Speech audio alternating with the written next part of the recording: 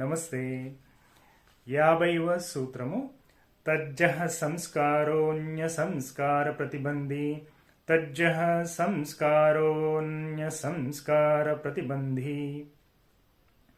ఈ సమాధి వల్ల కలిగే సంస్కారం ఇతర సంస్కారాలన్నింటినీ నిరోధిస్తుంది. పై సూత్రంలో ధారణావస్థను అతిక్రమించుటే అతీంద్రియ జ్ఞానాన్ని పొందడానికి ఉపాయం అని, చిత్తానికి ధారణను కలగకుండా చేసేవి పూర్వ సంస్కారాలని గమనించాము. ఏకాగ్రం చేయడానికి ప్రయత్నించగానే చిత్తం నలుదిశలకు పరుగులు పెట్టడం మీకు తెలుసు. భగవంతుని ధ్యానించడానికి ప్రయత్నించగానే చిత్తవృత్తులు విజృంభిస్తాయి. ఇతర సమయాల్లో అవంత ప్రబలంగా ఉండవు. వద్దు అన్నప్పుడే అవి చిత్తాన్ని ఆక్రమించ ప్రయత్నిస్తుంటాయి. దీనికి కారణమేమిటి? ధ్యాన సమయంలో చిత్తవృత్తులంత ప్రబలంగా ఎందుకుంటాయి?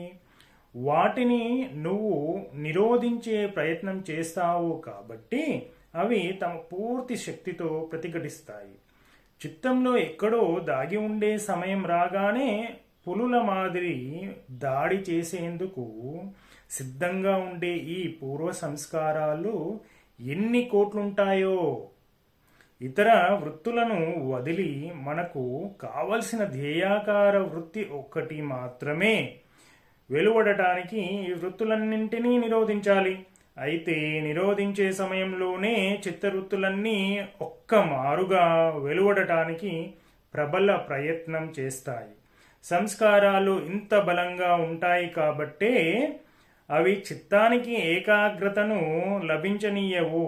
ఇక్కడ తెలిపిన సమాధి సంస్కారాలను నిరోధింపగలదు కాబట్టి దీన్ని తప్పక అభ్యసించాలి.